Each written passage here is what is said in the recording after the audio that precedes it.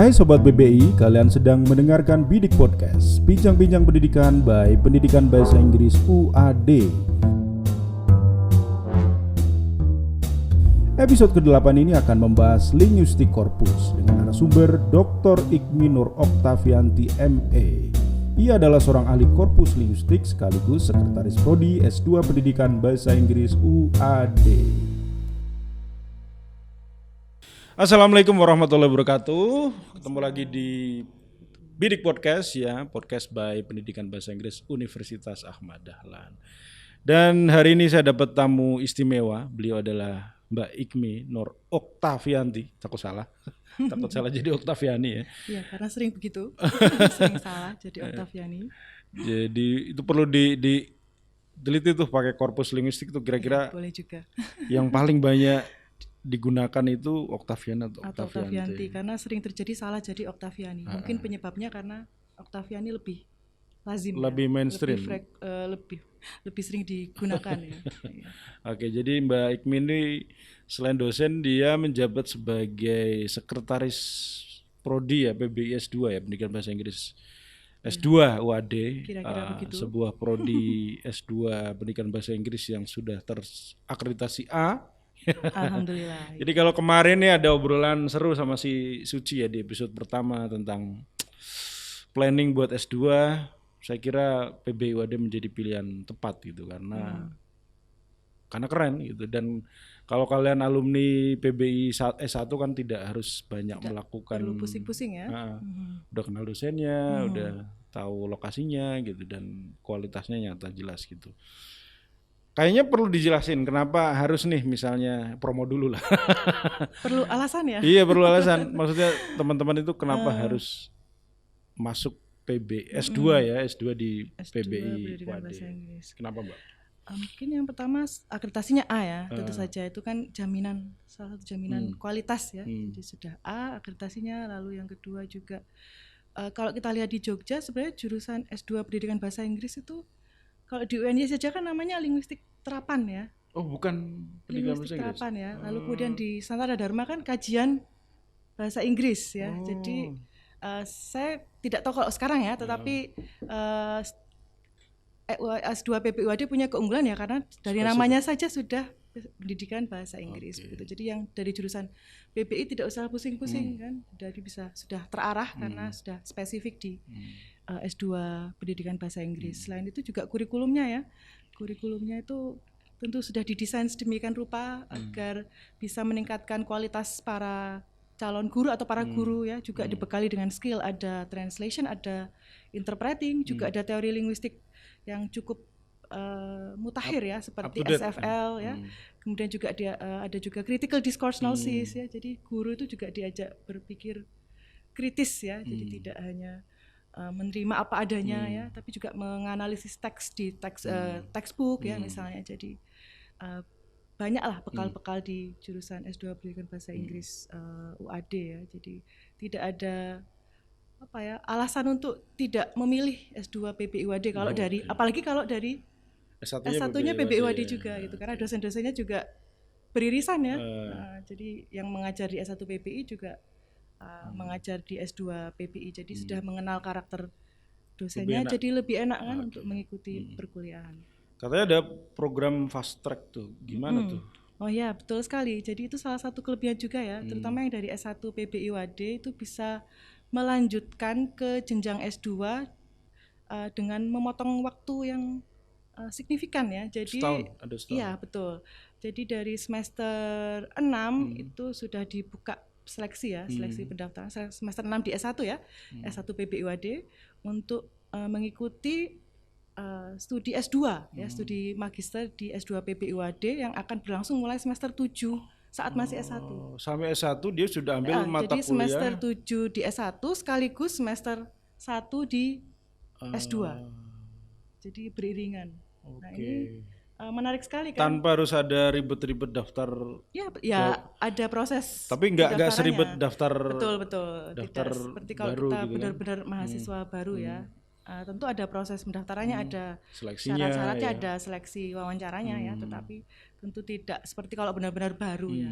Apalagi ini kan dari semester mulainya semester 7 ya, semester 7 di S1, semester 1 di S2, lalu seterusnya begitu sehingga nanti hanya perlu tambahan 1 tahun ya kan, semester 8 di S1, semester 2 di S2, lulus S1-nya, lanjut setahun di S2-nya, terus sudah dapat gelar S1 dan S2 gitu. Jadi langsung?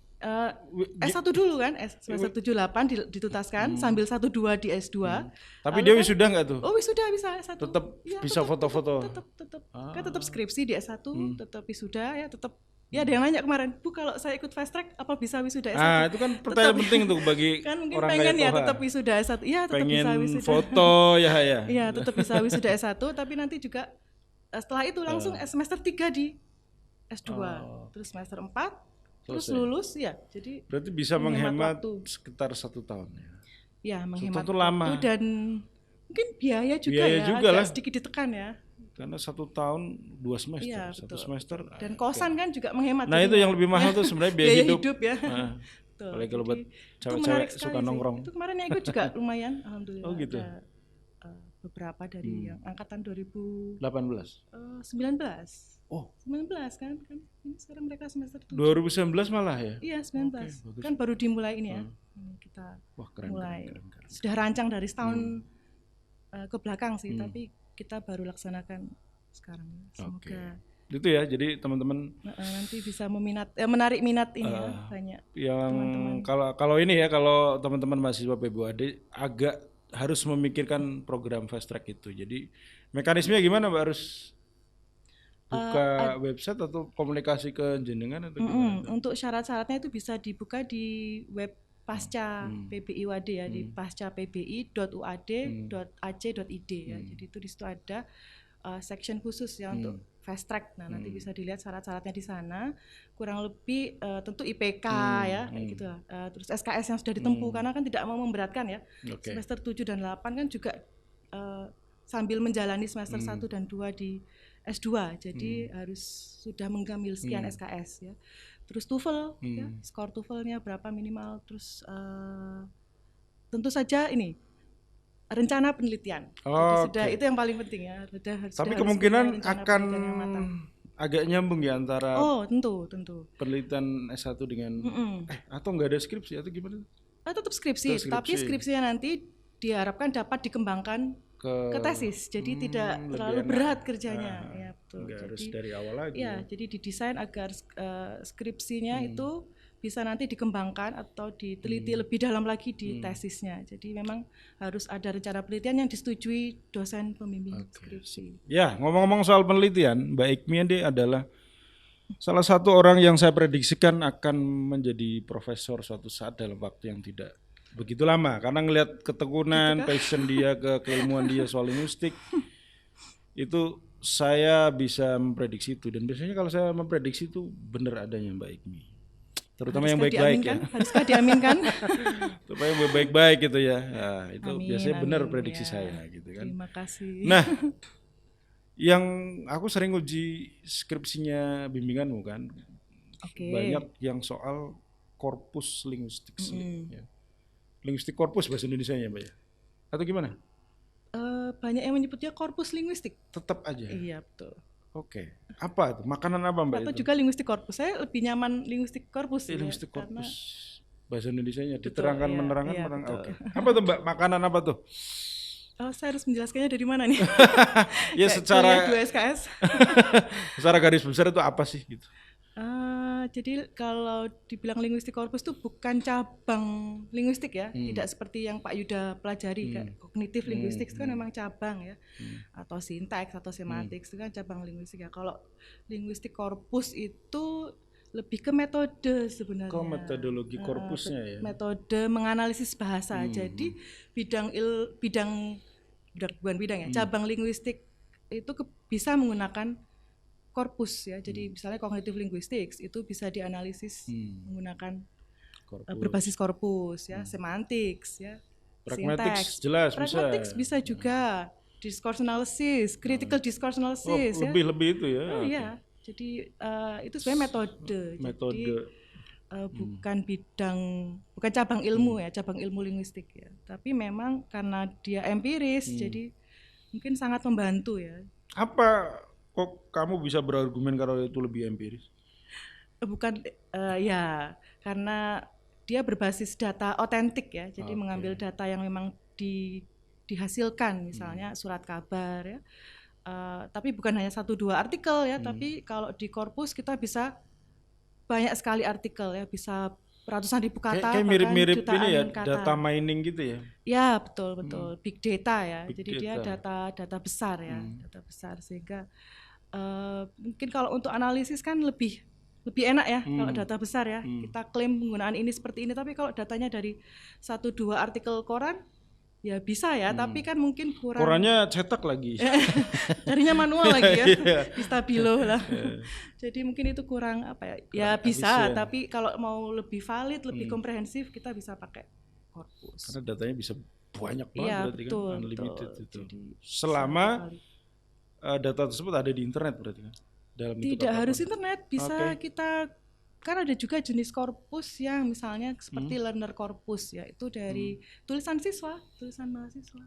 Jadi korpus kan banyak ragamnya ya. Apa tuh ragamnya, Mbak? Perlu nih. Oh ya, klasifikasinya dari berbagai perspektif ya, tapi yang ini aja, yang sederhana aja, misalnya dari tujuan penggunaan, ada yang tujuan penyusunan, ada yang korpus yang untuk umum ya, jadi orang ingin tahu sinonim kata atau konkordansi atau kolokasi, kita bisa pakai reference corpus namanya, itu kayak BNC ya, British National Corpus atau KOKA. Masih ada nggak tuh website? Ada masih ada. Itu yang menyelamatku pada masih ada. S2 dan sekarang berkembang. Kalau BNC dulu kan sampai 1990 ya, itu dilanjutkan sampai 2014. Jadi sekarang namanya BNC 2014. Jadi sudah ada. Linknya masih sama nggak itu? Udah Ada. lama nggak buka. Jadi itu contoh yang reference ya. Itu digunakan untuk penelitian, guru ya, umum lah. Nah, tapi ada juga specialized corpus. Jadi tujuan disusunnya saja sudah khusus ya. Jadi misalnya saya mau tahu seberapa jauh perkembangan kebahasaan mahasiswa ya di kelas menulis khususnya ya, tentu saja yang paling gampang ya dicontohkan. Jadi saya kumpulkan tulisan mereka, saya susun jadi korpus. Saya nanti tinggal analisis, mau saya fokuskan ke apa, ke formulaic language, misalnya lexical bundles kah, collocation kah, atau ke aspek lain seperti misalnya linking adverbials kah, atau modal verbs kah, bagaimana mereka menggunakan satuan-satuan lingual itu ya. Kan jadi saya tahu, oh ternyata mereka masih kurang variatif nih modal verbsnya, berarti nanti mungkin berpengaruh kan ke penyusunan kurikulum atau materi-materi ajar, misalnya di kelas grammar atau di kelas writing gitu. Jadi itu korpus khusus ya. Jadi kalau korpus khusus memang dia specialized corpus. Jadi dia memang, dan itu biasanya ukurannya lebih kecil. Datanya. Ukuran kata, datanya lebih kecil. Kalau reference corpus tadi kan dia jutaan kata, bahkan kalau KOKA itu sampai miliaran ya, miliaran kata. KOKA itu masih terupdate sampai sekarang? Masih. Terus ada lagi nggak tuh jenis korpus? Banyak, korpus sinkronus, korpus diakronis, sinkronis ya. Jadi kalau korpus seperti KOKA itu sebenarnya sekarang bisa disebut diakronis juga ya, karena KOKA kan sudah dari tahun kapan ya, 1990 sampai sekarang 2000-an, 2019-an, 2020. Lumayan diakronis. Belum terlalu diakronis tapi lumayan ya. Diakronis itu adalah perkembangan bahasa yang dilihat dari dalam kurun waktu ya, Mbak? Jadi dalam rentang jadi, waktu. Misalnya Tohani dia menggunakan pakai kata tertentu ketika lu masih SD itu, pilihan kata untuk mengatakan ini apa, itu berkembang terus ternyata. Iya, bahasa itu kan dinamis ya, karena penuturnya juga dinamis, bahasa ikut dinamis. Jadi itu menarik korpus diakronis. Tapi korpus diakronisnya KOHA ya mungkin ya, Corpus of Historical American English itu misalnya, itu yang jelas-jelas diakronis ya, ada nama historicalnya di situ. Kalau yang sinkronis apa ya, banyak sekali sih sinkronis ya, yang saya susun untuk riset saya pasti sinkronis ya, yang learner corpus, karena itu pada saat itu saja. Sinkronis itu saat itu saja saat ya, itu saja, at one point of time ya, jadi saat maksudnya, waktu tertentu. Mbak Ikmi misalnya meneliti verb apa, Mbak? Paling suka modal verb sih. Modal verb. Pak Yuda kan perception verb ya. Kalau saya lupa saya. Gimana sih penelitiannya sendiri? Kalau saya modal verbsnya ya. Modal verbs di mungkin penggunaannya. Misalnya apa? Contohnya modal verb apa? Banyak kan, misalnya can, could. Can. Berarti kalau sinkronis itu ya udah can aja. Can pada ya sekarang, ya sekarang datanya ini. surat kabar sekarang, terbit sekarang. Kalau di diakronis itu Ken itu harus kita lihat tuh secara tahun 1990 penggunaannya bagaimana, 1980, 1970, 1960, bahkan mungkin awal ini periode bahasa Inggris modern. Early modern English. Early modern itu tahun kapan, Mbak? 1600-an ya, 1700-an. Oke. Selepas Gothic. Ngerti lah nggak mau Gothic lo. Gothic itu musik, salah satu cabang musik heavy metal itu Gothic tuh, yang vokalisnya cewek. Gitu. Nggak ngerti nggak? Aduh, referensi musikmu tuh. Beda generasi. Enggak lah. Gothic.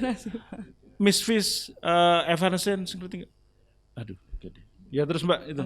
Diakronis, sinkronis itu ya intinya ya. Sinkronis itu ya pada saat ini gitu ya. Kalau diakronis itu dia kurun waktu ini ada berpuluh-puluh tahun yang lalu atau ratusan tahun yang lalu bahkan atau berabad-abad tahun yang lalu. Itu diakronik korpus. Terus apa lagi tadi? Lalu ada juga korpus berdasarkan ini mode komunikasinya. Jadi written korpus dan spoken korpus. Jadi korpus yang dia mengumpulkan data bahasa lisan atau data bahasa tulisan. Tapi biasanya kalau reference korpus punya keduanya. Kayak Koka dan BNC itu dia punya baik spoken ya, dari percakapan yang direkam, dari acara TV, dari film ya. Ataupun juga written dari surat kabar, dari novel, dari jurnal. Enggak, yang spoken itu berarti Koka dan BNC itu melakukan transkripsi sendiri atau betul. Iyalah. Atau dia mengolah hasil transkrip orang transkripsi sendiri dari acara TV. Jadi kalau kita pakai Koka misalnya, kita ketik kata, kita pilih settingannya ke spoken, nah itu kan muncul sumber datanya dari mana, acara TV apa. Berarti mereka punya AI, artificial intelligence untuk bikin. Karena di YouTube aja gitu, episode 1 dan 2 kita tuh udah ada ininya, sudah ada ya. Keren. Apa sih subtitle ya? Udah ada subtitlenya tuh. Alhamdulillah. Berarti kan itu AI-nya ini kan YouTube. Betul. Nah, si Koka sama si BNC itu juga punya yang serupa. Harusnya punya lah ya, karena sebesar itu ya korpus besar. Kalau transkripsi manual ya. Bayanganku tuh mereka nggak punya sumber daya soal itu, jadi mereka menganalisis korpus. Ternyata nggak. Menganalisis transkrip yang dibuat oleh harusnya tidak ya, Menarik. Mereka sudah punya skill untuk itu ya. Nah, pertanyaannya, mereka tuh hidup dari mana website itu? Oh, kan kita bisa berlangganan ya, atau ada premium premium member ya, atau apalah itu ya. Kalau Koka memang Koka BNC memang kita bisa menggunakannya secara gratis ya. Cuman ada pilihan juga premium. Ada fitur-fitur. keterbatasan.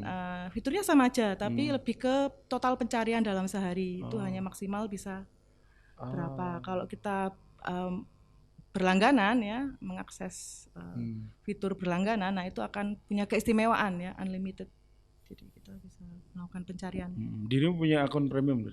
Tidak lagi. Kalau punya mau pinjam akunnya. Ya, tapi sudah cukup lah. 50 pencarian sehari ya. Jadi kalau saya sudah cukup sih. Kebetulan akhir-akhir ini juga sudah agak jarang menggunakan Koka ya, karena saya beralih ke learner korpus sekarang. Jadi nyusun bukan nyusun ya, tapi mengkorpuskan tulisan mahasiswa. Jadi tujuannya adalah untuk pengajaran bahasa yang kan memaksimalkan itu ya. Iya, kan bekerjanya di jurusan pendidikan bahasa Inggris. Ini nih, jadi ini perlu ini kita kan S2-nya linguistik ya. Betul. Kita ngajar di pendidikan bahasa Inggris itu. Akhirnya kan kita punya semangat untuk bagaimana riset-riset soal linguistik di PB ini kan tetap terhubung dengan pengajaran bahasa Inggris. Itu model keterhubungannya gimana kalau dalam kasus korpus linguistik? Oh ya, sangat terhubung sekali ya. Karena korpus itu dengan kita punya data besar ya, data bahasa besar, itu sangat membantu untuk pengajaran bahasa. Karena misalnya kita bisa dapat authentic materials ya, contoh-contohnya langsung dari data besar yang kita kumpulkan itu misalnya. Terus kita mau tahu penggunaan suatu kata, kita tinggal buka korpus, kita mau tahu bedanya sinonim kata A dan B dalam penggunaannya. Kita tinggal pergi ke korpus, kita ketik, kita sudah lihat contoh penggunaannya. Jadi kita bisa sangat terbantu ya sebagai guru maupun sebagai peneliti, siswa, mahasiswa ya itu semuanya bisa menggunakan korpus. Tapi memang kendalanya kadang di teknis ya. Jadi tidak tahu cara menggunakannya biasanya gitu. Tapi sebenarnya kalau tahu cara menggunakannya akan sangat membantu. Itu satu ya. Itu kalau kita gunakan korpus secara langsung ya. Tapi bisa juga kita gunakan korpus secara tidak langsung seperti tadi yang saya lakukan.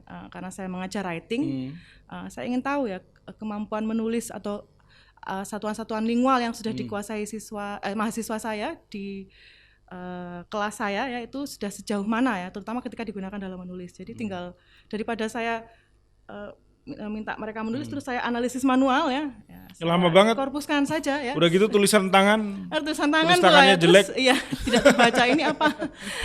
Akhirnya tinggal saya korpuskan saja. Akhirnya dari bangun kasih nilai C aja terus. Iya betul. Enggak. Kalau dikorpuskan kan lebih enak ya. Iya. Kita kerjanya cepat, jadi tinggal diketik saja apa yang kuncinya kan harus tahu keywordnya ya. Kita mau cari apa, tinggal diketik. Nah, itu sudah keluar, kita bisa frekuensinya sekian ya. Konkordansinya begini ya, dia diikuti kata apa.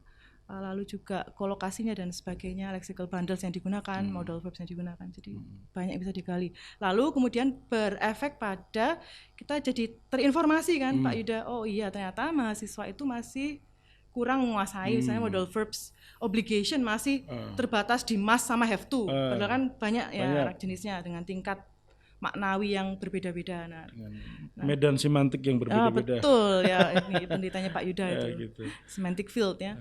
Lupa tuh 7 tahun yang lalu. Jadi kalau kita bisa terinformasi begitu kan lebih baik ya sebagai seorang pengajar ya. Jadi kita bisa mendesain materi, kurikulum itu menyesuaikan dengan kondisi di lapangan. Ini harus diperdalam setelah yang satu ini. Jadi ada yang baru nih di Prodi Pendidikan Bahasa Inggris Universitas Ahmad Dahlan, yaitu Bidik Podcast. Bidik Podcast adalah akronim dari Bincang-Bincang Pendidikan. Jadi podcast ini kita akan membahas hal tentang pendidikan, terutama yang ada di program studi Pendidikan Bahasa Inggris Universitas Ahmad Dahlan. Kalian bisa tonton podcast kita di Spotify, PBI UAD, atau di YouTube Pendidikan Bahasa Inggris UAD. Jangan lupa tonton terus ya.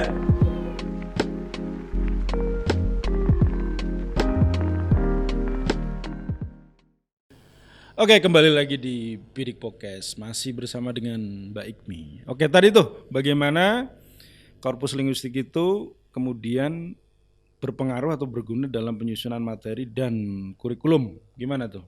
Tadi sudah ya yang penggunaan langsung. Terus juga kalau kita mau mengetahui seberapa baik penguasaan bahasa mahasiswa kita, tadi juga kita bisa mengumpulkan jadi learner corpus terus kita teliti. Juga bisa dalam kaitannya untuk mendesain materi. Jadi kalau kita lihat misalnya materi-materi bahasa Inggris ya, yang gampang saja misalnya textbooks ya di sekolah-sekolah itu ya. Kalau kita lihat itu kurang natural. Pernah merasakan tidak Pak Yuda? Iya sih, aneh gitu. Percakapannya ya, kemudian kata yang diperkenalkan itu ya, saya berpikir ini kata ini kapan digunakan, kenapa mahasiswa kelas tahun 80-an katanya itu aneh sekali dan kayak, ini kapan digunakan sehingga siswa harus tahu itu kenapa harus diperkenalkan gitu ya. Jadi kalau kita berbekal korpus dari hasil penelitian korpus, kita bisa tahu kata-kata apa saja yang sering digunakan gitu kan dalam actual use of English. Jadi kita bisa memprioritaskan itu untuk diajarkan ke siswa. Pak Yuda mungkin familiar dengan General Service List ya, atau New General Service List ya, kosakata bahasa Inggris itu. Nah itu kan disusun berbasis korpus. Jadi list-list itu disusunnya berbasis korpus. Jadi pengajaran bahasa Inggris dan korpus itu sebenarnya sudah sangat dekat sejak dulu ya, cuma mungkin kita teknologinya kurang kita sadari. Iya, teknologinya baru paripurna atau baru kita ketahui. Ya, betul. Belum lama apalagi ini. di Indonesia ya, iya, kan kalau ketinggalan di sana ya. udah lama. Betul. Jadi kayak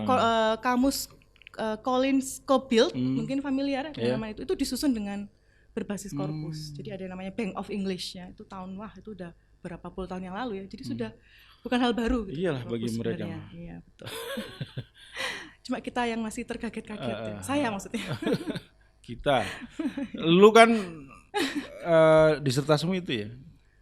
Nah, menggunakan korpus linguistik. Kalau disebut disertasi saya linguistik korpus enggak sebenarnya ya, tapi menggunakan korpus agar bisa lulus.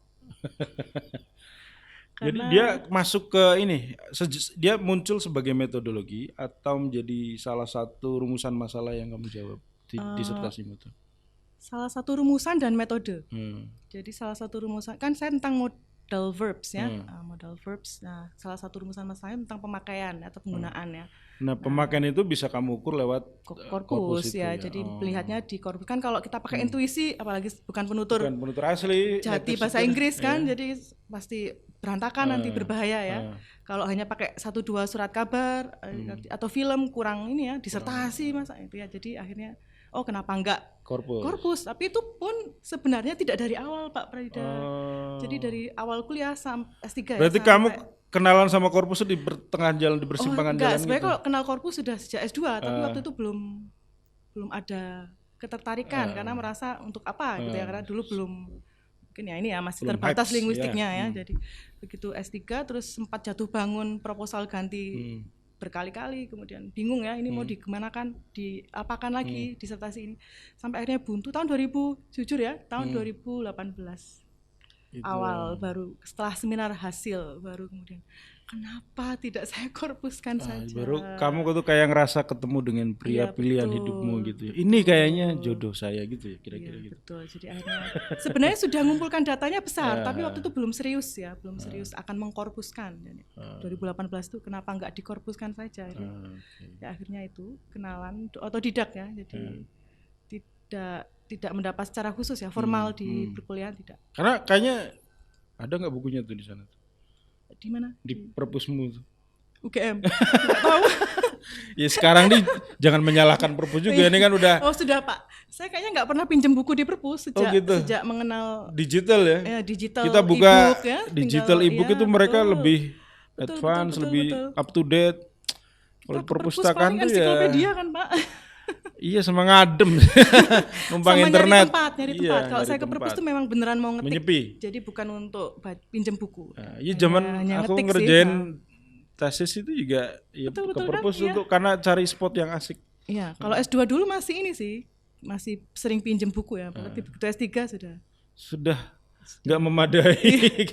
Karena printed book itu ya terbatas ya, Terbatas, apalagi betul. misalnya referensi-referensi yang berbahasa Inggris itu kan agak kita harus Ya. menunggu waktu lama. Betul. Kalau kita akses e-book kan wah langsung. Enak banget. Kalau pengen beli ya di apa tuh? Dirimu pernah beli buku pakai ini nggak, Amazon? Titip. Titip saudara. Enggak, kalau Kalau beli, beli belum Amazon belum pernah. e-booknya, dirimu Oh, gini, e-book beli. Belum sih. dirimu nyaman nggak sama e-book? Sejujurnya tidak terlalu, terlalu, ya. Lebih enak buku fisik lah Pak Prayudha. Tetap Lebih belum enak, bisa kita tergantikan. bisa pegang terus bisa kita ya rasakan lah bukunya, kita baui ya. Bau buku kan menyenangkan ya. Apalagi yang book paper ya, bukan? Ya betul. Apa Yang warnanya agak lebih mirip. ya lebih Mm-mm. aman buat mata Iya. kan, lebih enak, lebih adem. Kalau e-book kan layar ya, jadi ya tetap cepet capek ya Nah. kalau itu. Buku-buku e-book itu mereka mengkoneksikan diri atau terkoneksi dengan platform-platform penghitung platform-platform korpus nggak, Mbak? E-book itu. Kalau ada kan yang namanya Google Books itu. Oke. Nah, Berarti Google mungkin punya- dari data itu ya. Dia kan crawling betul, data kan. crawling data. Nah, Iya. Oke, menarik banget tuh korpus linguistik itu. Berikutnya ini ya. Amin doain Sudah. Mbak. Beliau Siap, udah S3.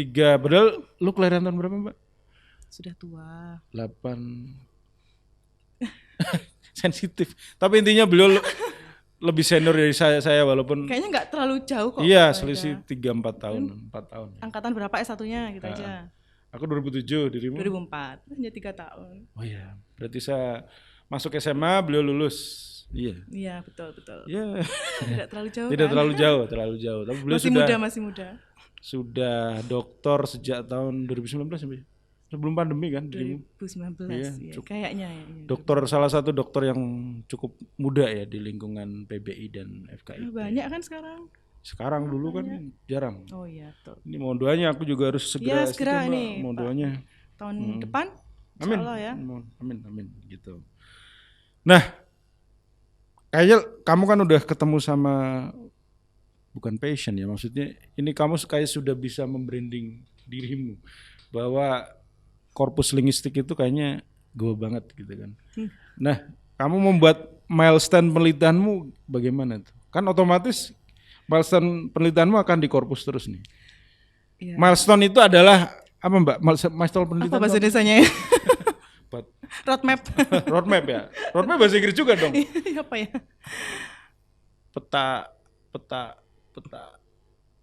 Peta jalan. Jalan penelitian ya. Peta jalan penelitian dah itu gimana tuh? Roadmapmu gimana? Sebenarnya kalau dibilang korpus to passion nggak juga Pak Breda, tapi realistis ya. Realistis. Lebih ke sekarang saya harus realistis yang memungkinkan untuk diteliti yang masih banyak peluangnya digali adalah dengan menggunakan metode korpus. Apalagi sebagai non-native Iya, speaker betul bahasa Inggris sekali. ya. Jadi kalau saya mau mengikuti passion sebenarnya saya lebih suka sinteks ya. Oke. Tapi kalau sinteks murni itu kayaknya kurang menjual ya. Karena udah selesai deh kayaknya perdebatan mereka tuh. Iya, dan teoritis sekali kan juga. Jadi kayak ya sudah akhirnya coba beralih ke korpus dan menyenangkan juga ya keterusan akhirnya. Dan kalau riset sih ya memang mau nggak mau ya. Jadi karena korpus itu masih banyak yang digali sebenarnya. Jadi saya menikmati itu. Ya sampai sekarang pun masih korpus ya dari 2018 itu sampai sekarang ya 4 tahun. Ya. 4 tahun ini paper-paper saya ya penelitian Ini saya udah lektor ya. kepala. Ya belum On the way. lah. Nah, kapan-kapan lah Lektor insya Allah. kepala Profesor Ikmino Octavian ya. Amin dong. Amin ya insya Allah. Nah, ini kan kita bicara roadmap tuh. Ini kamu di tahapan mana? Kalau bicara TKT, tingkat ketercapaian teknologi, Ya, nah tuh sampai TKT berapa tuh? kalau bisa dibilang kalau saya sendiri sekarang masih dasar ya, karena masih istilahnya masih menggunakan korpus untuk meneliti aspek kebahasaan, belum yang membangun korpus. Kan korpus itu sebenarnya beragam ya penelitiannya. Ada yang memang minatnya di membangun korpus, jadi membangun BNC misalnya, itu kan ada jadi penelitian juga kan. BNC 2014 itu kan jadi disertasi. Atau membangun korpus dia apa. awalnya disertasi ya. Betul. Atau seperti almarhum Pak Toto itu yang dari UI Oke. itu beliau ini membangun korpus bahasa Jawa misalnya, korpus bahasa Indonesia. Ada yang spesialisasinya begitu ya. Ada yang seperti saya yang menggunakan korpus untuk mengetahui aspek kebahasaan misalnya. Jadi kalau saya memang masih bisa dibilang masih di riset dasar ya. Jenis kalau kita menggunakan skema dari dikti ya, riset dasar. Ya, TKT-nya masih 1 sampai 3, tapi tidak menutup kemungkinan karena masih terus belajar ya. Nanti suatu saat juga akan membangun korpus kan? yang serius. Karena saya sudah punya learner korpus itu kan bisa dikembangkan lagi nanti. Dikumpulkan Bisa nggak terus. misalnya lo bangun korpus khusus bahasa pengajaran bahasa Inggris. Jadi spesifik Maksudnya korpus yang isinya untuk- tuh teks-teks atau berasal dari teks-teks atau media pembelajaran, materi pembelajaran bisa yang digunakan dalam pengajaran bahasa Inggris. Bisa. Kan bisa spesifik bikin korpus bisa itu ya. textbook korpus misalnya, jadi dikumpulkan semua Iya. textbook jadi satu, atau materi-materi ajar bisa dikumpulkan jadi satu, bisa sekali. Kayak gitu menarik Semua itu itu malah. mungkin dijadikan korpus ya, asal korpus bahasa ya, asal ada data bahasanya ya, mau lisan maupun tulisan ya.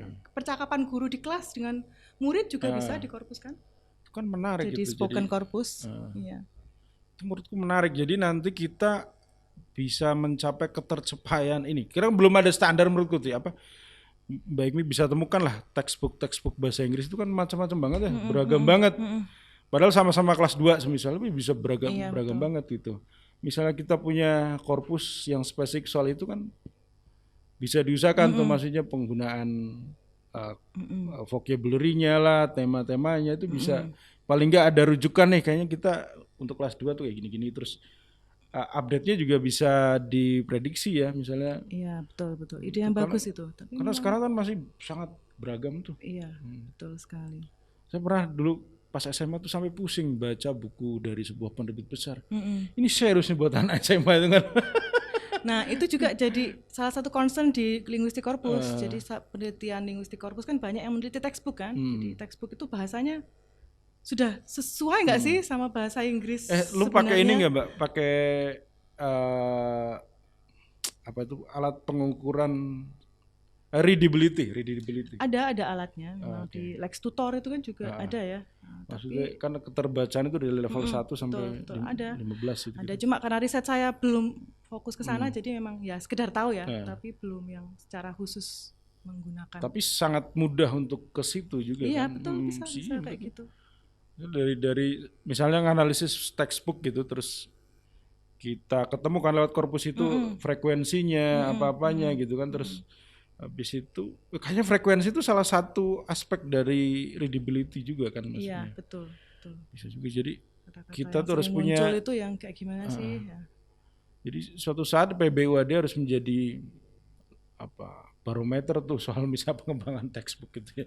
Kalau misalnya jadi lomba bikin korpus itu jadi ya kayak bisa jadi rujukan gitu. Itu kalau itu milestone inilah paripurnanya gitu ya, Mbak. Jangka sangat panjang sekali. Ya profesormu nanti bisa bikin korpus kayak gitu-gitu kan. Amin, nggak tahu nanti masih menekuni korpus apa enggak ya. Mungkin Apa yang bisa menggoda selain korpus coba hari ini? Lu mau bilang komputasional. Oh enggak. Kalau itu Pak Yuda saja ya. Saya Tapi korpus saja. Komputasional belum waktunya. Masih Dan belum. kebanyakan yang concern ke komputasional adalah teman-teman IT IT ya. ya. Karena Dari linguistik terbatas ya. iya. Karena keterbatasan Karena ini. komputasional kan sebenarnya pengembangan software atau aplikasi berdasarkan formula-formula kebahasaan kan, Iya, gitu berdasarkan kan. natural language. Natural language kan Tapi gitu. dikomputerkan. Computerize. Misalnya contohnya adalah Google Translate. Ya. Ya yang paling umum ditemukan hasil dari Speech computational ini. recognition ya, itu juga. Grammarly gitu-gitu ya. Iya, oke Google, hi Siri. Siri itu menurutku paling ini ya, voice comment ya, apa? Voice comment ya. Saya nggak pakai iPhone, tidak tahu. Tapi lu iPhone banget, lu pakai MacBook, pakai Mac, MacPad, kok bisa HP-nya masih Android? Lu belum sepenuhnya ganti environment ke Mac dong kalau gitu. Saya tidak fanatik terhadap brand. Tapi bukan Fungsi. masalah itu Mbak, tapi lu akan lebih mudah kalau environment-nya gitu ya? sama. Oke, nanti bisa Jadi kalau dipertimbangkan. teman-teman gadget apa itu ada istilah menarik, environment, lu environment apa? Gitu kan. Ada pilihan tuh kalau lu pakai Microsoft ya biasanya HP-nya Android gitu-gitu. Tapi gitu kalau ya. kamu udah terlanjur pakai Mac terus pakai apa? iPad harusnya HP-mu juga Gitu ya? iPhone dan harus Gitu ya. iPhone 13 Pro Max. Wow. Berapa harganya? Saya nanti minta uang ke Pak Yuda dulu. Hah? Di atas 20. Astagfirullah. Iya, yang Pro Max kan, ya segitulah. Aduh, laptop saya harganya 4 juta. Udah pakai sampai sekarang. Buat Zoom nge-lag. Kalau buat ini apa nampilin data tuh langsung mati, Mbak. Kalau buat pakai korpus tool berarti nggak kuat dong. Emang berat. Emang berat, Mbak? Hah? Ya ada yang berat, Ada kayak yang berat. Lensbox itu cukup berat. Kalau Encon enggak sih, Encon Itu basisnya lu software dan diinstal atau dia website? software. Oh, kalau software berat pasti. Iya. Kalau Encon tapi cukup ringan kok. Karena dia hanya bisa TXT juga kan. buat format teks filenya. itu. Kalau Lensbox kan dia PDF bisa, ya, PDF HTML bisa, Word bisa, TXT bisa, Zip bisa kalau Lensbox. Ini dia cukup berat ya. Memakan memori laptop lah ya. Iya.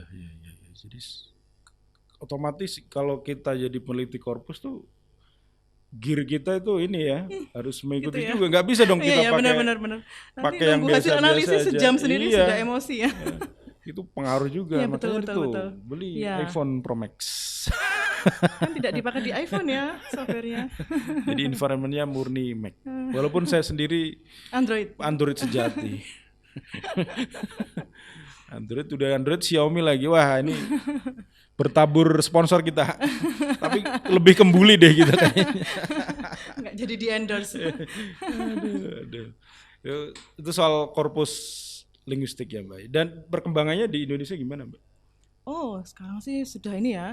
Kalau kita lihat di jurnal-jurnal bahasa Inggris tuh ya sudah cukup banyak lah yang Indonesia ya, konteksnya Sinta ya, terakreditasi Sinta ya, itu sudah cukup banyak yang meneliti menggunakan korpus. Jadi sebenarnya sudah bagus perkembangannya ya.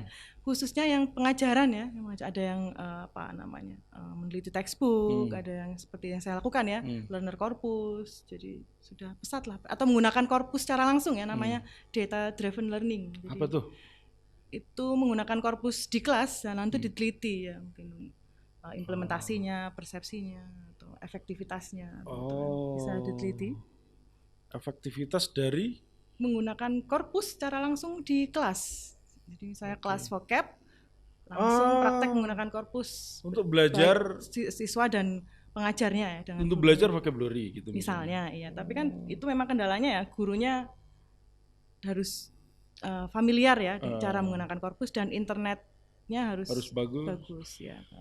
Iya, otomatis gear Dan lagi. Harus ada mungkin laptop atau tablet gitu ya di kelas ya. Dan kalau pakai HP ya susah ya melakukan pencarian. Ya. Oh, ada juga yang sudah mulai semacam itu. Ada data driven learning.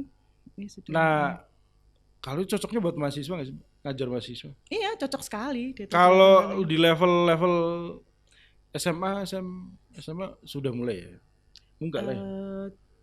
Kalau di luar mungkin sudah ya. Kalau di sini ya ada, tapi mungkin tidak sepopuler itu ya. Buat anak SD itu nggak mungkin. Oh iya, kalau itu harus, tapi itu harus diolah oleh gurunya lagi. Jadi bisa juga disiasati pakai korpus langsung, tapi diolah lagi. Jadi mereka nerimanya mungkin lembar kerjanya. Gitu. Jadi sudah bisa langsung nggak bisa langsung ke korpusnya.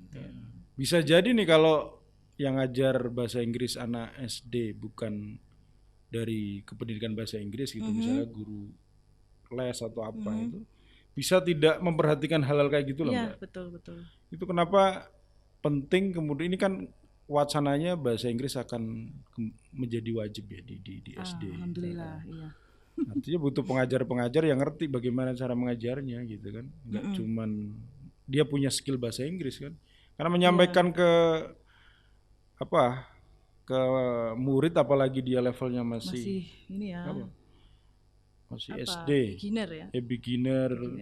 Dan secara psikologi juga masih macam itu kan harus punya tips trik khusus ya, maksudnya keilmuan khusus, nggak bisa asal-asal orang ajar gitu. Ya, materi yang diajarkan harus yang dekat dengan mereka gitu kan. Kosakatanya harus dipikirkan.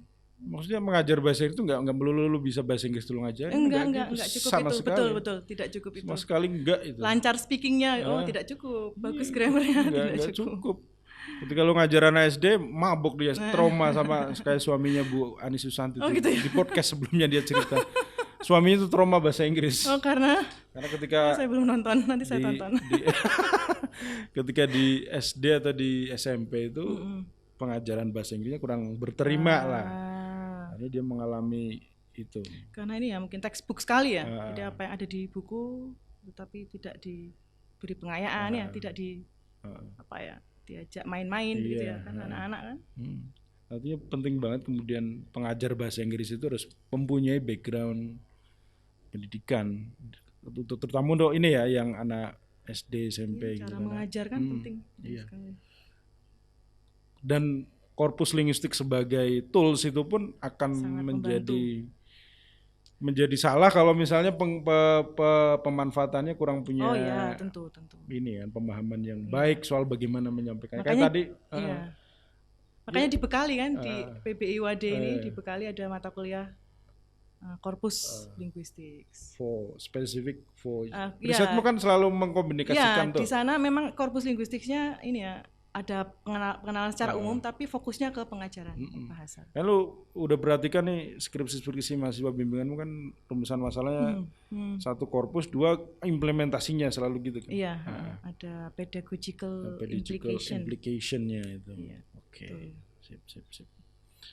Terus koka apa macamnya itu kan datanya bahasa Inggris Mbak. Kalau yang data-data dari bahasa Indonesia sudah korpus bahasa Indonesia itu gimana? Sampai di mana dia perkembangannya gitu? Sampai di mana ya nasibnya ya? Yang saya tahu ada Badan Bahasa itu membangun korpus ya. Pak Denny Kuari ya dari UNER yang almarhum ya beliau. Itu membangun korpus Indonesia, KOIN namanya. Tapi ya saya nggak tahu sih. Itu sayangnya kalau saya nggak salah ingat ya terakhir saya akses itu masih jutaan kata ya, 5 juta kata 5 juta untuk sebuah ngitung kata tuh sedikit sekali. Dan itu untuk korpus yang dihasilkan Badan Bahasa ya. Badan Bahasa kan badan kebahasaan resmi Republik Indonesia Iya, itu ya. kepanjangan Hanya 5 tangan juta negara. kata.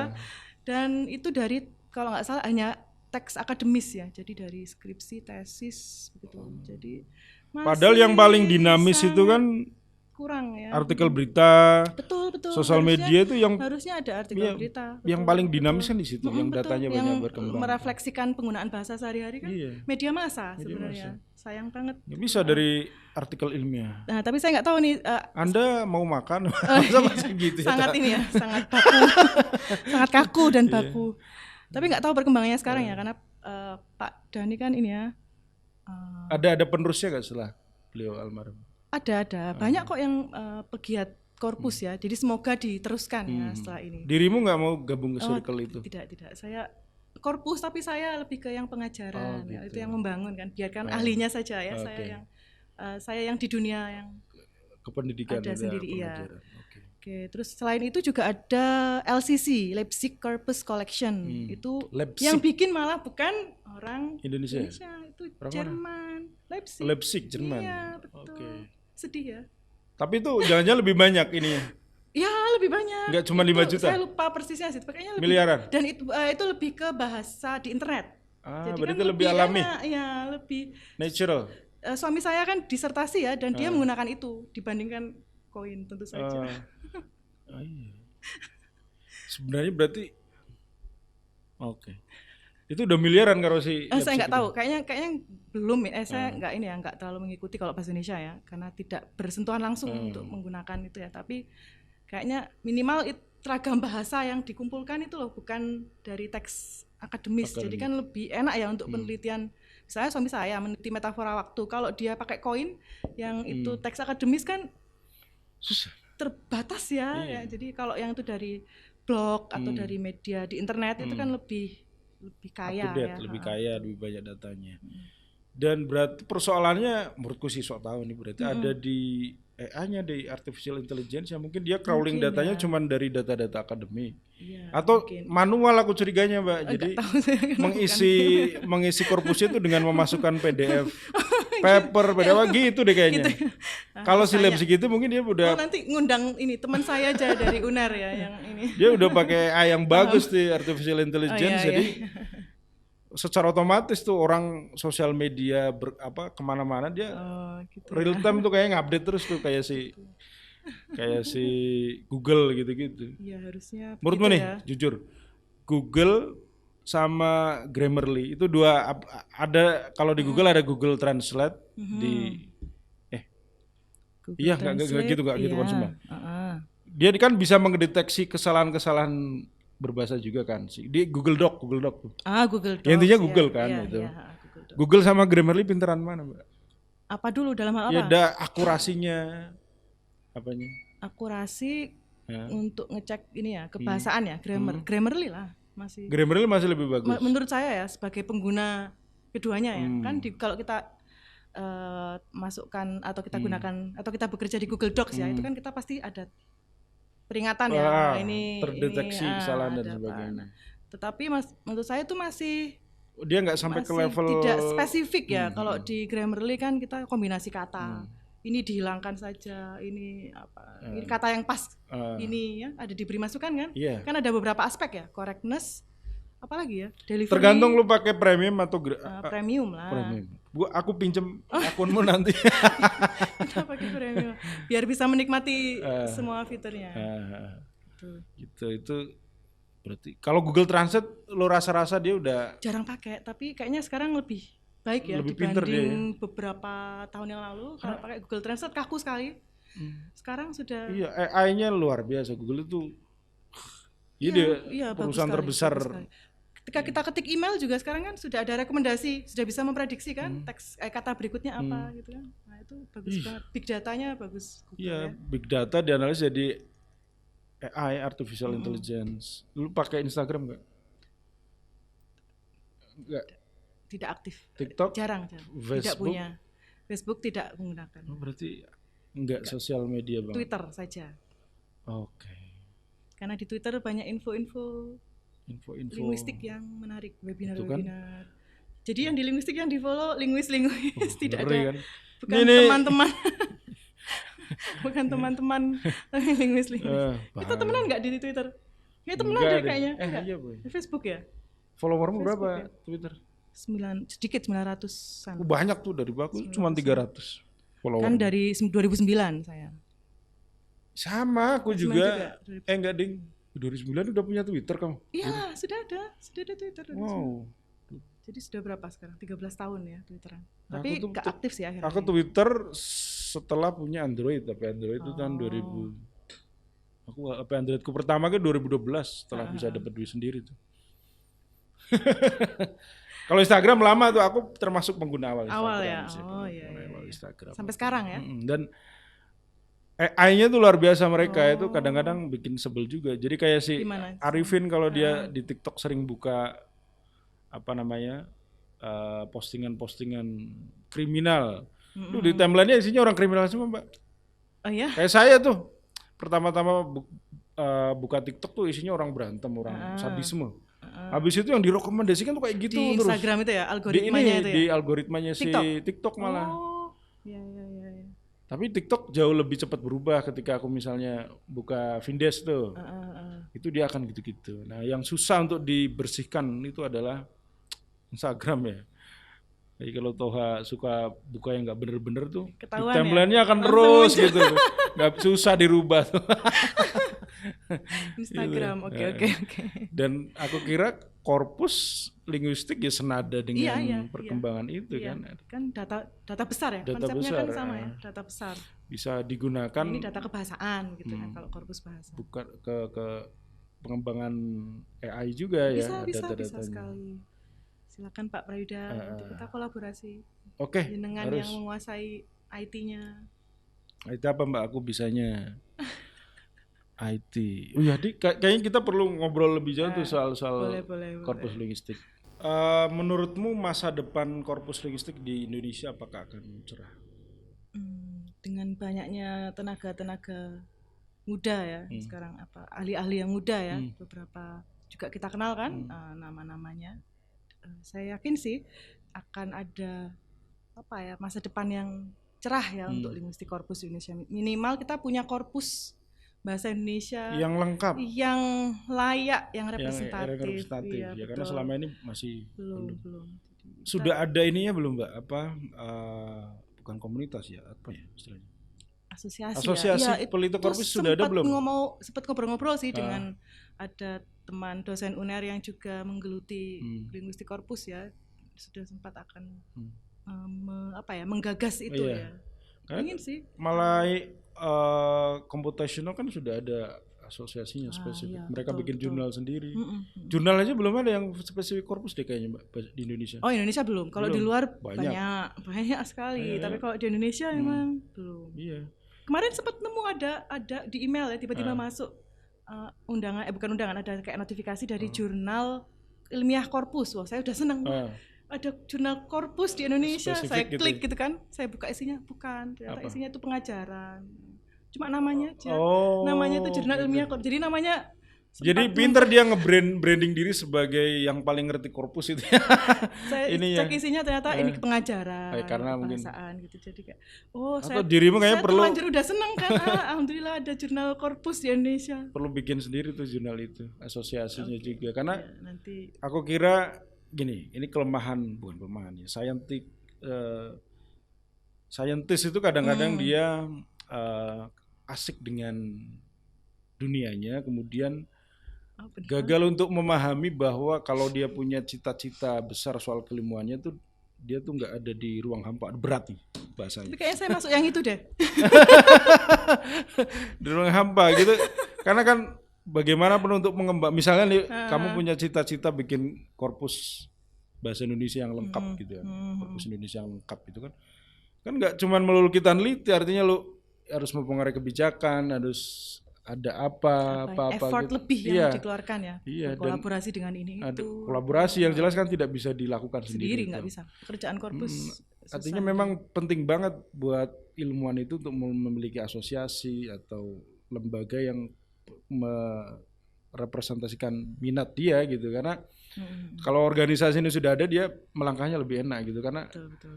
nggak cuman melulu kita meneliti gitu, ternyata ketika kita punya goals misalnya bikin korpus bahasa Indonesia yang lengkap, ada hal-hal di luar penelitian Hanya yang itu yang ada banyak hal lain yang harus Iya. dikerjakan, PR-nya Iya, banyak. iya.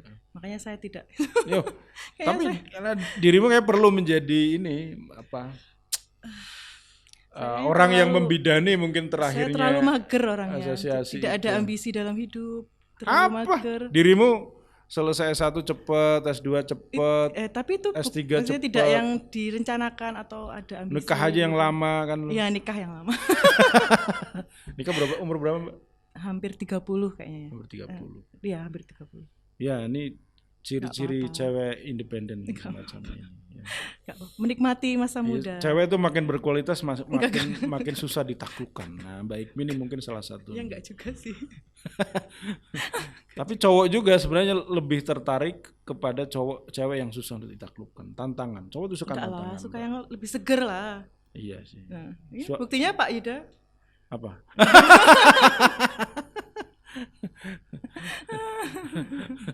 Saya nikah dengan Teman sekelas ya? Itu adik seangkatan. kelas. Adik kelas kan, Adik nah, lebih kelas. muda kan? Iya betul. Lebih suka yang lebih Emang suamimu lebih muda? Enggak sih. Lebih tua dia juga. Lebih tua dan Lebih lagi tua. S3 juga, Mbak. S3. Berarti malah duluan istri. Iya, saya dipersilakan duluan. Dirimu selesai dulu baru Enggak suami sih, S3. saya hampir selesai, terus terus dia masuk. Di 2018 tuh saya hampir selesai kan, udah seminar hasil, udah masuk penilaian, terus dia PD daftar S3 gantian. Oke, dan Jadi saya lulus, dia mulai kuliah. dan penelitiannya juga akhirnya nyerempet-nyerempet dengan korpus. Menggunakan, tapi iya. beda sekali. Kalau saya kan sintaks semantics ya dulu. Kalau dia linguistik kognitif, metafora Oke. waktu, metafora konseptual. Konseptual metafor. Oke. Ya, Dan dia pakai keren sekali keluarga yang isinya 2 ilmuwan linguistik gitu bisa keren iya banget ya, tuh. nggak tahu. Itu dream couple goals banget tuh. Jadi Couple goals ya. ketika Katanya gitu. makan ngobrolin linguistik gitu. Iya loh, tapi Iya. ya karena mungkin dia lagi disertasi ya. Jadi Iya habis tiap disertasi. ketemu istrinya itu yang ada bahasanya adalah Karena dia lagi disertasi aku aja. nyusun gini, nanti gimana menurutmu? Iya. Oke, kalau ini istilahnya ini disebut apa? Oke. Wah, tuh pesan-pesan nih buat anak-anak teman-teman semua nih. Kayaknya sejurusan ya. nyari yang punya passion sama tuh seru deh kayaknya itu tuh. Sejurusan Bisa. dan sama. Jadi pilotok itu obrolan sebelum tidur itu soal linguistik gitu, Mbak. iya, Menarik tuh. karena konteksnya disertasi. Saya waktu dulu disertasi juga gitu. Saya yang sering kirim file ke dia terus minta pendapatnya. Saya tanya-tanya. Sekarang gantian kan. Sekarang karena dia yang lagi disertasi, gantian dia yang tanya-tanya, saya yang jawab. Tapi seru Mbak berarti punya pasangan yang satu profesi Seru sih, dan nggak bosen, nggak ada habis obrolannya. Jadi kayak lebih kayak teman ngobrol, Iya karena teman diskusi. menurutku hubungan suami istri yang asik tuh ya kayak teman Gitu ya, kayak teman sih malah. Nggak ada romantis. Nggak ada romantis, ya, cuman ya teman partner lah ya kita melihatnya Partner, benar-benar partner. Tapi Jadi- kalau nggak ada ya bingung. Nah, Ya, gitu. ini mana lagi?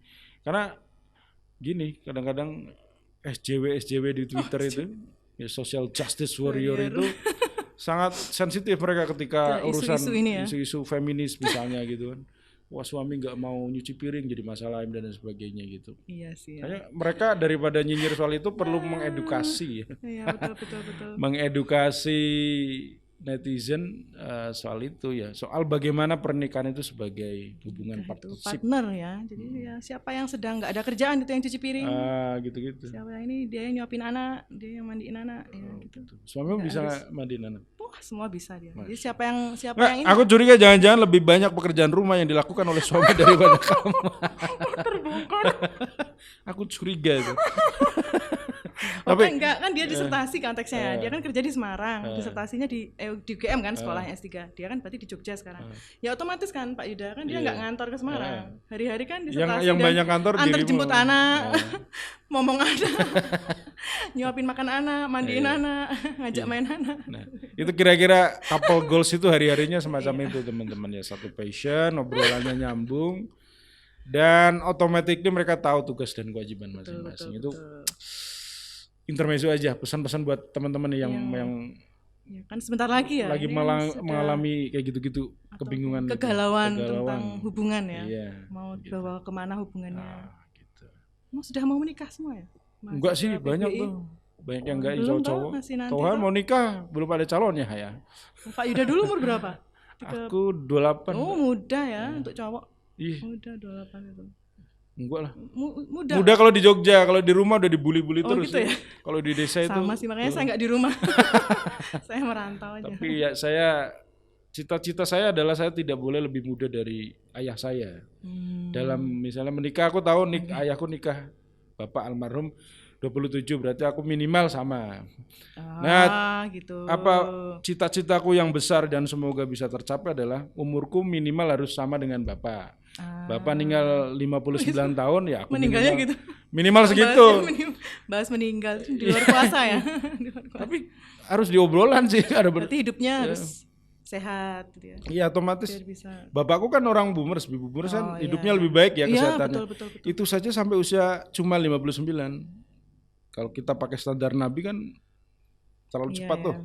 Nah aku dengan kita ya manusia Yang hidupnya milenial yang hidupnya lebih ngaco, lebih berantakan, makanannya lebih begadang, ngaco, ngopi, itu kolesterol. bisa nggak menyamai itu?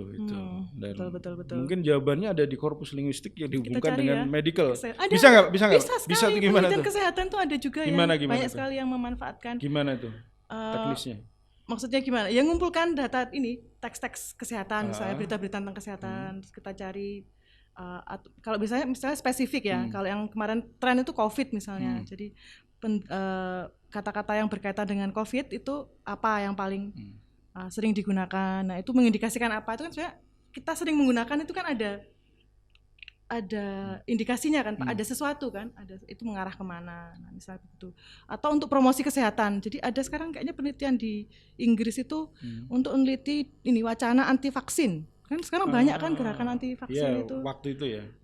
Sekarang juga Sekarang bodo amat orang divaksin nggak divaksin gitu. Bukan hanya vaksin COVID ya, tapi semua vaksin. Vaksin yang anak-anak itu juga kan. Kalau ada kita yang gerakan- anti vaksin di Prodi itu Pak Japen tuh. Oh ya, ya. Pak Japen nonton. Jadi untuk mengetahui kayak gitu nanti kan bisa dipolakan. Oh sebenarnya apa sih masalahnya nanti, terus untuk kebutuhan promosi kesehatan misalnya. Jadi bisa. Bahkan Biasanya tujuannya Yuval Noah Harari itu dia dalam 21 skill sekian skill yang ini ya. buku terakhir itu dia mengatakan bahwa besok periksa dokter itu bisa pakai AI gitu. Jadi Oh ya kayak gitu. kan sebenarnya kalau kita ngelaporin gejala-gejala ini maka penyakitnya gini sebenarnya gitu kita ke dokter bisa, gitu bisa. kan. Maksudnya dari data-data di korpus itu bisa ke situ, bisa buat betul. pengembangan Betul. AI Cuma untuk rekam ini. medis itu kan dokumen rahasia ya. Jadi nggak tahu. Mungkin dari ini ya, dari artikel kesehatan, jurnal ya, Iya, jurnal iya. kesehatan yang bisa diakses. Karena dokter juga kan dia jurnal banget. Iya betul. Ketika Kalau dia pasti kan gini menyampaikannya Mbak, penyakit ini tapi di jurnal terbaru ternyata bisa Iya, diobati betul. dengan gini-gini kan. bisa Itu teks itu kan, jurnal itu teks gitu kan, bahasa Jadi misalnya disampaikan kita ketik menggunakan penyakit bahasa. diabetes, nah, nanti apa kata yang Iya itu agak lokasinya apa. parno sama diabetes tuh Oh, gitu ya? kosakata. Karena bapakku meninggal karena diabetes. Gitu ya. Aku maaf. nggak apa-apa, aku harus memparnokan diriku soal itu. Iya, Akhirnya betul. aku harus ngurangi ini ya. rutin cek gula. Kemarin oke. sempet agak ini kok aku ini ya sering buang air kecil terus periksa ternyata masih Jawa aman. Tengah diabetes ya. Kalau Jawa Timur darah tinggi. Ini soal menteteng. Iya. saya khawatirnya itu Mas. Enggak, orang Jogja Jateng tuh manis-manis. Nah, Mbak. makanya Jadi mudah kan terserang ya. diabetes. Oke, terima kasih Mbak Ikmi atas obrolan menarik Sama-sama. soal korpus linguistik gitu dan Ya, hanya beliau sedikit masih akan terus mengabdikan dirinya untuk perkembangan keilmuan pendidikan bahasa Inggris, keilmuan Amin. korpus linguistik ya. Insya Allah. Dan aku harap gitu Mbak, dirimu mau menjadi orang yang membidani terakhirnya apa namanya itu tadi geng lagi. Oh, enggak, nanti sudah ada itu, nanti saya gabung. Kita gabung lah, Pak Yuda iya. juga kan. Itu penting banget sih. menurutku. Kita gabung nanti. Dan aku kira sebagai sesama linguis, ya padahal ilmuku dikit banget ya. Sama, Ini saya juga. sangat potensial ya untuk riset-riset ke depan menjawab permasalahan di masyarakat itu yang paling potensial adalah korpus linguistik ini. Betul. Termasuk besok kita mungkin akan ngobrol Pak Dwi Santoso soal forensik linguistik. Aku kira sangat ini banget tuh korpus. Bisa dikaitkan loh. Iya, Ada yang sangat ada yang sangat bisa. menggunakan korpus untuk kajian Iya, forensik. maksudnya data BAP, Betul, bisa apalagi sekali, kalau bisa undang-undang ITE itu ya, yang soal pencemaran bagi Bisa sosial sekali. media itu sangat bisa pembuktiannya menggunakan korpus linguistik itu. Jadi menarik banget ini. Semoga akan lebih banyak orang concern di bidang ini ya. Pentingnya teman-teman. korpus ya. Karena inilah karena kita kan harus bisa menunjukkan bahwa linguistik itu ilmu atau ilmu bahasa itu berdampak real ya terhadap berbagai persoalan manusia gitu, Iya, nggak betul, cuman betul. persoalan Nggak eksklusif, ngomong gitu nggak ya, eksklusif untuk bahasa saja, sendiri, tapi tetapi gimana untuk- kita ikut memecahkan masalah di Ya, bidang sosial. kesehatan, di bidang sosial, di bidang hukum betul, itu. betul, betul. Aku yakin suatu saat you will be somebody ya. Amin. Oke, Nggak yakin akan sih. akan tapi jadi amin. seseorang Pak Yuda juga. Amin, ya. amin doakannya. Tapi minimal doakan aku segera S3 itu aja. Amin. Kan tinggal berangkat sebenarnya. Amin, amin. Oke. Terima kasih teman-teman. Kita akan ketemu lagi di Bidik Podcast berikutnya.